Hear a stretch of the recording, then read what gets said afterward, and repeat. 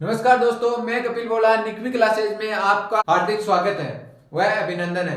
दोस्तों, हमारे भारतीय संविधान के विदेशी स्रोतों के बारे में हम पढ़ेंगे। हमारे भारतीय संविधान में अनेकों देशों से कुछ ना कुछ चीज दूसरे देश के संविधान से ली गई है।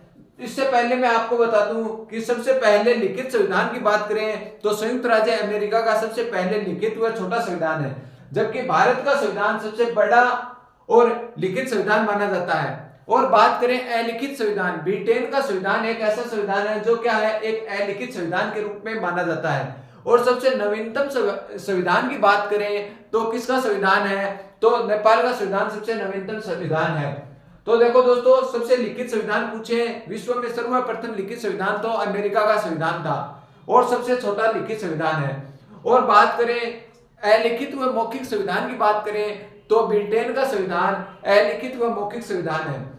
सबसे बड़ा लिखित संविधान पूछे तो किसका है, भारत का संविधान है।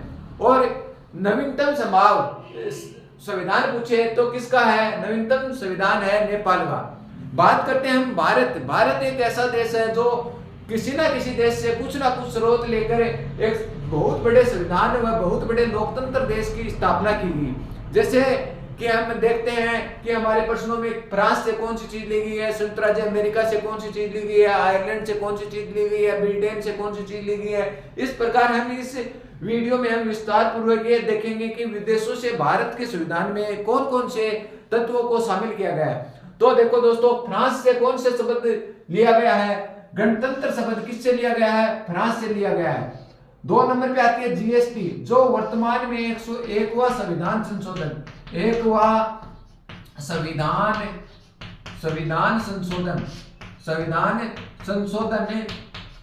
संशोधन 2016 में तो ये हुआ था। और 1 जुलाई 2017 को क्या हुआ था, ये लागू हुआ था। 1 जुलाई 2017 को क्या हुआ था, ये लागू हुआ था। उस समय देश के राष्ट्रपति की बात करें, राष्ट्रपति प्रणब मुखर्जी थे। प्रणब मुखर्जी क्या थे, राष्ट्रपति थे। 101वां संविधान संशोधन जो 2016 में हुआ था, 101वां संविधान संशोधन के तहत जीएसटी को शामिल किया गया था। जबकि पीएम पूछे आपको, पीएम कौन थे, तो नरेंद्र मोदी क्या थे, नरेंद्र मोदी पीएम थे, नरेंद्र मोदी पीएम। बात करें किस समिति की सिफारिश पे शामिल की गई थी, समिति पूछे तो विजय केलंकर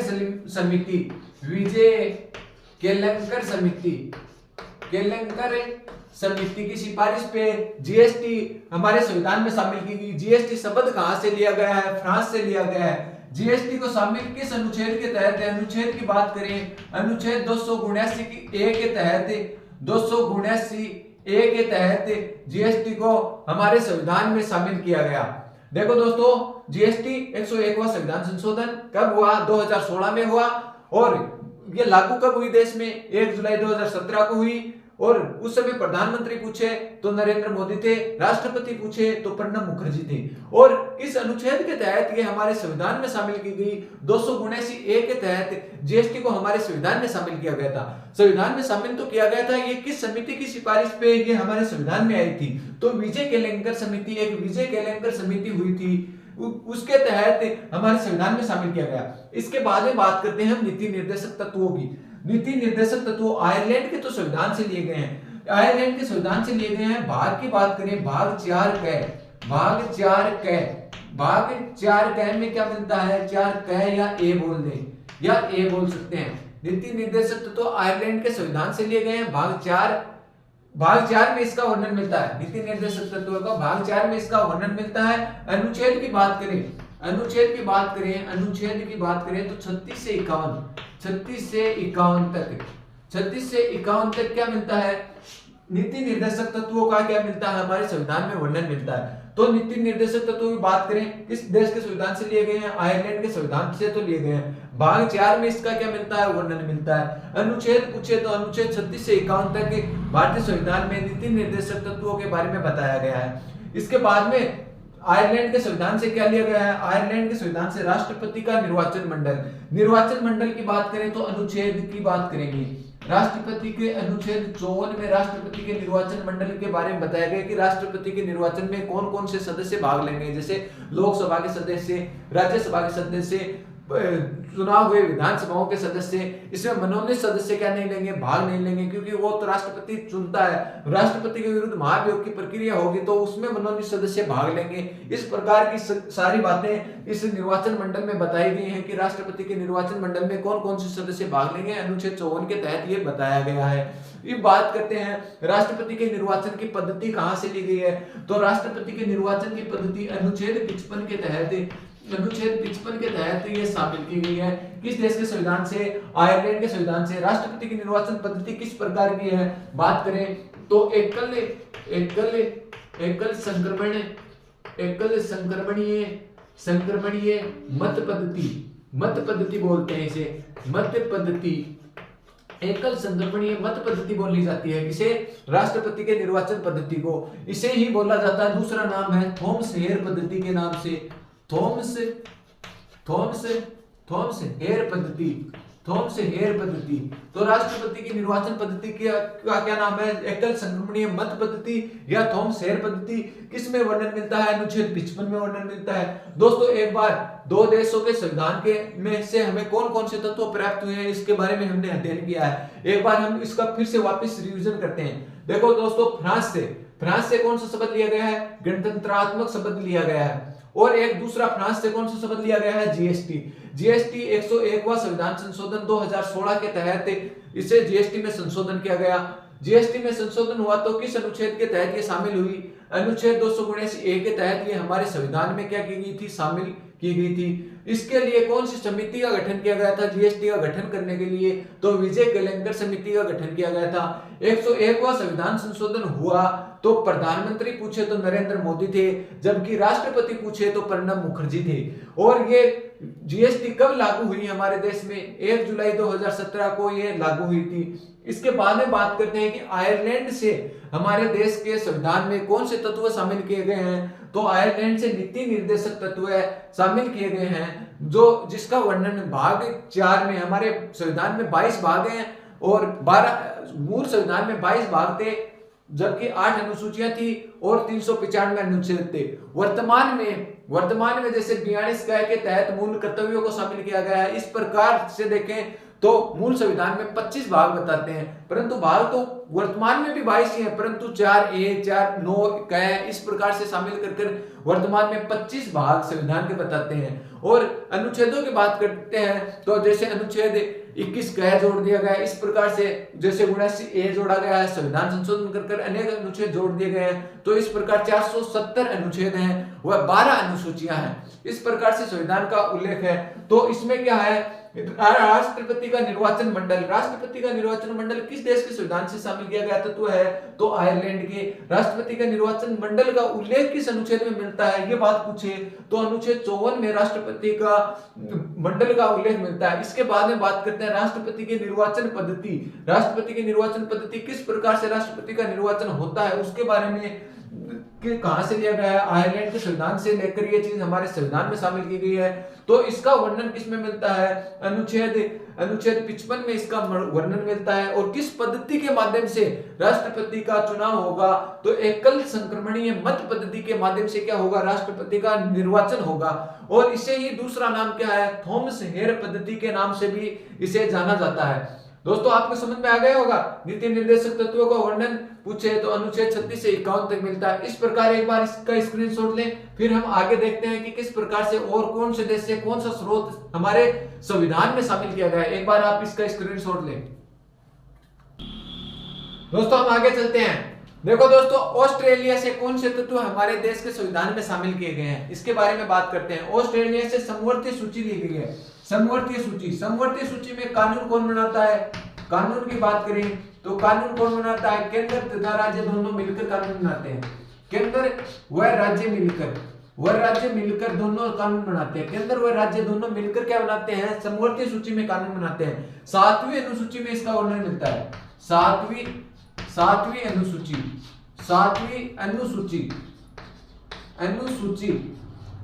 अनुसूची में क्या मिलता है? 7वीं अनुसूची में वर्णन मिलता है इसका। किसका?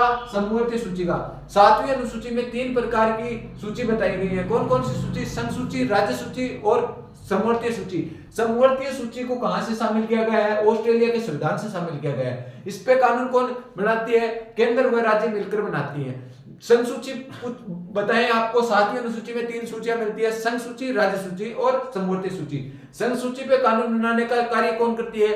तो केंद्र सरकार करती है। जबकि राज्य सूची में कानून बनाने का कार्य कौन करती है? राज्य सरकार करती है। और यदि दोनों मिलकर के कानून बनाते हैं, जैसे शिक्षा है, शिक्षा पे कानून बनाने का कार्य कौन किस सूची का विषय है? समवर्ती सूची का विषय है। उस पे कानून कौन बनाती है? केंद्र तथा राज्य मिलकर। यदि विवाद हो जाता है तो किसका कानून मान्य होगा? केंद्र का कानून मान्य होगा।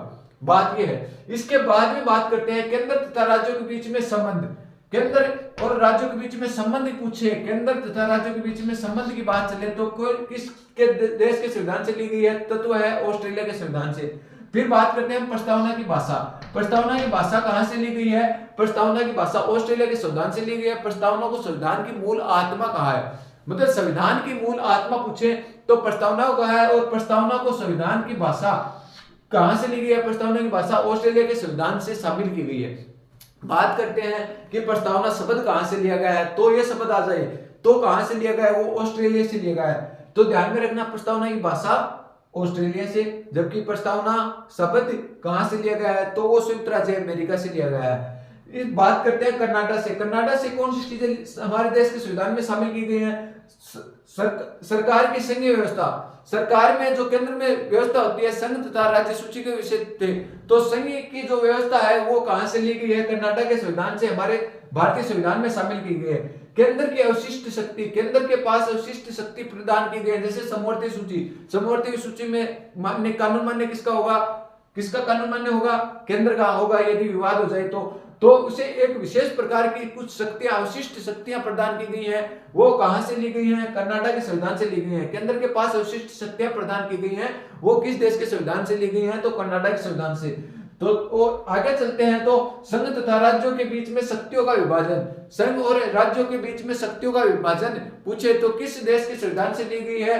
तो भाग की बात करें तो भाग 11 में इसका क्या मिलता है? वर्णन मिलता है। भाग 11 में किसका वर्णन मिलता है? संघ तथा राज्यों के शक्तियों के विभाजन का वर्णन किसमें मिलता है? भाग 11 में इसका वर्णन मिलता है। अनुच्छेद की बात करें 245, भाग 11 में इसका वर्णन मिलता है। अनुच्छेद की बात करें, अनुच्छेद 245 से लेकर अनुच्छेद 245 से 263 तक, 263 में यह बात बताई गई है कि केंद्र को कौन सी संघ का मतलब है केंद्र को, और राज्य का मतलब राज्यों को, के बीच में जो अलग अलग शक्तियों का विभाजन, मतलब कार्यों का क्या किया गया है? विभाजन किया गया। वो किस भाग में वर्णन मिलता है? तो भाग की बात करें, भाग 11, अनुच्छेद की बात करें 245 से लेकर 263 तक इसका वर्णन मिलता है। तो केंद्र तथा राज्यों के बीच में शक्तियों का विभाजन करने की प्रक्रिया कहां से ली गई है? तो कर्नाटक के संविधान से ली गई है। एक बार हम इसका फिर से रिवीजन करते हैं। जैसे देखो दोस्तों, ऑस्ट्रेलिया से कौन सी सूची ली गई है? समवर्ती सूची। समवर्ती सूची पर कानून बनाने का कार्य किसका रहता है? केंद्र तथा राज्य दोनों का रहता है। वैसे कौन सी अनुसूची से ली गई है? हमारे संविधान में वर्तमान में 12 अनुसूची है, मैंने बताया है। पहले कितनी अनुसूची थी? 7 अनुसूची थी। 7वीं अनुसूची में जो 7वीं अनुसूची में 3 सूची शामिल थी। कौन कौन सी? संघ सूची, राज्य सूची और समवर्ती सूची। तो संघ सूची पर कानून केंद्र सरकार बनाएगी, राज्य सूची पर कानून राज्य सरकार बनाएगी, और समवर्ती सूची पर कानून बनाने का कार्य केंद्र तथा राज्य दोनों का होगा। 7वीं अनुसूची में इसका क्या मिलता है? वर्णन मिलता है। केंद्र तथा राज्यों के बीच में संबंध रखने का कार्य, एकजुट रखने के लिए, मतलब केंद्र और राज्य को एकजुट रखने के लिए की पर बात की कौन से संविधान से ली गई है? तो ऑस्ट्रेलिया के संविधान से ली गई है। बात करते हैं प्रस्तावना की भाषा। तो प्रस्तावना की भाषा शब्द है वो कहां से ली गई है? प्रस्तावना में लिखे गए हम भारत के लोग भारत को एक संपूर्ण प्रभुत्व संपन्न समाजवादी पर निरपेक्ष लोकतंत्र गणराज्य बनाने के लिए उनके समस्त नागरिकों सामाजिक, आर्थिक, राजनीतिक न्याय, विचार, अभिव्यक्ति, विश्वास, धर्म और उपासना की स्वतंत्रता, इस प्रकार के शब्द हैं कि जो वो भाषा है, वो भाषा कहां से ली गई है? तो प्रस्तावना की भाषा ऑस्ट्रेलिया के संविधान से ली गई है। परंतु प्रस्तावना शब्द है, ये शब्द एक प्रस्तावना, ये शब्द पूछे तो ये शब्द कहां से लिया गया है? ये शब्द संयुक्त राज्य अमेरिका के संविधान से लिया गया है। और बाद में बात करते हैं कनाडा से। कनाडा से सरकार की संघीय व्यवस्था ली गई है। सरकार की कौन सी व्यवस्था? संघीय व्यवस्था। केंद्र की अवशिष्ट शक्ति, केंद्र को कुछ विशेष शक्तियां प्रदान की गई हैं, वो कहां से ली गई हैं? कनाडा के संविधान से ली गई हैं। संघ तथा राज्यों के बीच में शक्तियों का बंटवारा और विभाजन करने की शक्ति कहां से ली गई है? तो कनाडा के संविधान से हमारे देश में शामिल की गई है। इसका वर्णन पूछे तो भाग 11 में संघ तथा के राज्य में शक्तियों के बंटवारे का वर्णन मिलता है। और अनुच्छेदों की बात करें कि किस अनुच्छेद में इसका वर्णन मिलता है, तो भाग अनुच्छेद 245 से 263 में इसका वर्णन मिलता है। एक बार आप इसका स्क्रीनशॉट लें, फिर हम इसके आगे के और तत्व हम पढ़ेंगे। दोस्तों हम आगे कुछ संविधान में और स्रोत शामिल किए गए हैं, उसके बारे में अध्ययन करते हैं। देखो जर्मनी से कौन सा स्रोत लिया गया है? आपातकालीन शक्ति। आपातकालीन शक्ति की बात करें तो भाग नंबर 18 में आपातकाल का क्या मिलता है? वर्णन मिलता है। मूल संविधान में कितने भाग बताए थे दोस्तों मैंने? 22 भाग। तो 22 भागों में भाग नंबर 18 में किसका वर्णन मिलता है? आपातकालीन शक्ति। कहां से ली गई है? जर्मनी के संविधान से। अनुच्छेद की बात करें तो अनुच्छेद की बात करें, अनुच्छेद 352 से 360 तक किसका वर्णन मिलता है? आपातकाल। हमारे देश में आपातकाल कितने प्रकार का लगता है? ये भी क्वेश्चन आ सकता है। तो आपातकाल 3 प्रकार का होता है। पहला आपातकाल कौन सा है? राष्ट्रीय आपातकाल। कौन सा आपातकाल है? राष्ट्रीय आपातकाल। राष्ट्रीय आपातकाल। इसकी बात करें तो अनुच्छेद की बात करें, अनुच्छेद 352 के तहत तो क्या लगता है? राष्ट्रीय आपातकाल लगता है। राष्ट्रीय आपातकाल के कौन से अनुच्छेद के तहत लगता है? 352 के तहत लगता है। अब तक भारत में कितनी बार लागू हुआ है? अब तक भारत में लागू कितनी बार हुआ है? अब तक भारत में 3 बार लागू हुआ है। कब हुआ है? 1962 में हुआ था, 1971 में हुआ था और 1975 में हुआ था। 1975 में इस समय राष्ट्रपति कौन, प्रधानमंत्री कौन थे? पंडित जवाहरलाल नेहरू। इन दोनों के टाइम इंदिरा गांधी। और मैंने इसके बारे में पूरा विस्तार से प्रश्न उत्तरी की हमारी जो सीरीज चल रही है उसमें मैंने समझाया है, तो आप वहीं पे जाकर उस वीडियो को देख सकते हैं। तो राष्ट्रीय आपातकाल अनुच्छेद 352 के तहत भारत में अब तक कितनी बार लगा है? 3 बार लगा है। 1962, 1971 और 1975 में लगा है। ये बात करते हैं कि सर दूसरा राष्ट्रीय आपातकाल कौन सा है? तो राज्य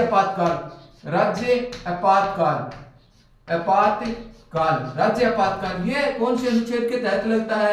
तो अनुच्छेद की बात करें, अनुच्छेद 356 में लगता है। सबसे पहले सर ये कहां पे लगा था? तो सर्वप्रथम राज्य आपातकाल कहां लगा? सर्वप्रथम किस राज्य में लगा? तो पंजाब में लगा था। पंजाब में सबसे पहले पंजाब में लगा था। और सर्वाधिक बार कहां लगा? सर्वाधिक बार लगा था ये यूपी तथा मणिपुर में। यूपी व मणिपुर में 2 में 10 बार लगा हुआ है। मणिपुर में सबसे लंबे समय की बात करें, सब अनुच्छेद 356 सबसे लंबे समय तक किस राज्य में लगा? तो केंद्र शासित प्रदेश लद्दाख में लगा है। ठीक है दोस्तों, आप कहोगे सर सबसे कम समय के लिए कहां लगा? कम समय के लिए कर्नाटक में लगा है। ठीक है दोस्तों, तो इसके 4 प्रश्न बन गए कि सर राज्य आपातकाल अनुच्छेद 356 के तहत लगता है और ये सर्वप्रथम कहां लगा? सर पंजाब में लगा। सर ये सर्वाधिक कहां लगा? तो यूपी और मणिपुर में। कितनी बार लगा? सर 10 बार लग चुका है अभी तक, 10 बार। सर सबसे लंबे समय तक कहां लगा? तो लद्दाख में लगा है। सर सबसे कम समय तक अनुच्छेद 356 कहां लगा? तो कर्नाटक में लगा है। बात करते हैं राजस्थान में राज्य आपातकाल कितनी बार लगा है? तो बात करते हैं सर राजस्थान में ये 4 बार लगा है। तो राजस्थान में राज्य आपातकाल कितनी बार लगा है? 4 बार। बात करते हैं सर 2 राष्ट्रीय आपातकाल, तो आपने बता दिए कि आपातकाल 3 प्रकार के होते हैं। तो तीसरा आपातकाल कौन सा है? तीसरा आपातकाल है वित्तीय आपातकाल।